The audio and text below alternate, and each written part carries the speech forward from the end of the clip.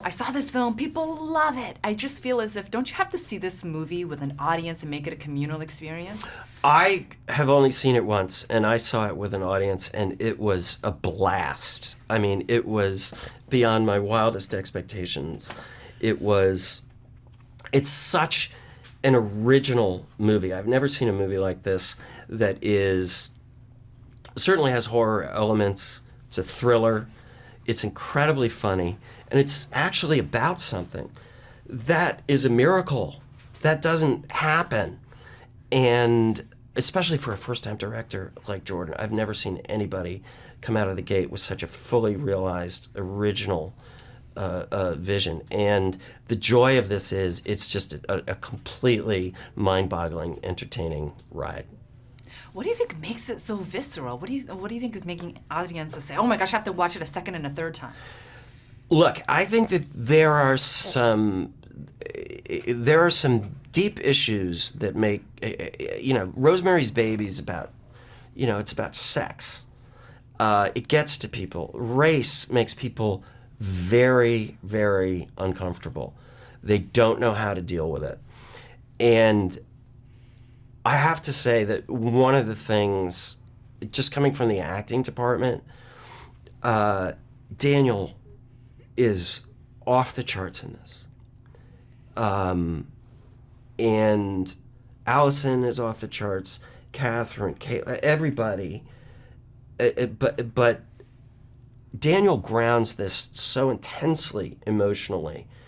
And that really, really grabs people, and I think is a really important element of it. But, race is disturbing, sex is disturbing, death is disturbing. That's what's fun about the horror genre. And then he lays on all this comedy, all this social commentary. It's a brilliant mix. And you were just talking about Jordan layering on all these things. How is it working with him on his first, not only his first realized thriller script, but also his first directorial debut? Listen, directing is incredibly difficult. Directing a low-budget movie, which this was, is almost impossible. Directing your first movie is impossible because you have never done it before and you have to be an authority figure. I have never, in my many years, and I've worked with a lot of first-time directors, I've been a first-time director, I have never, ever seen anybody hit it out of the park like this on their first try. And the reason is it wasn't just a guy who was like, oh, gee, yeah, maybe I want to direct. It was a guy who was fully invested in protecting his vision. But I can't believe what an amazing job he did. And last question, because your character, you have to play so understated. And was it just so exciting to have this layer upon layer? Can you talk about the character? It was really fun to play this guy because there's something, you need to set stuff up without anticipating it, and you need to cover stuff. So you're playing more than one thing at a time. There's a real goofiness, embarrassing dad thing that was really fun to play, knowing how far it was going to go and how weird it was going to get. But yeah, all that stuff is really fun.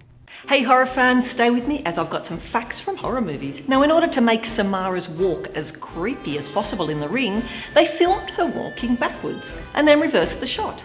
Now, the skeletons in Poltergeist are not props. They are real human skeletons. And the real-life Lorraine Warren makes a cameo in The Conjuring as an audience member while the character Lorraine Warren is speaking. What's your favourite horror movie? Let me know in the comments below, and subscribe to our channel and check the notification bell to keep up to date on all the latest releases.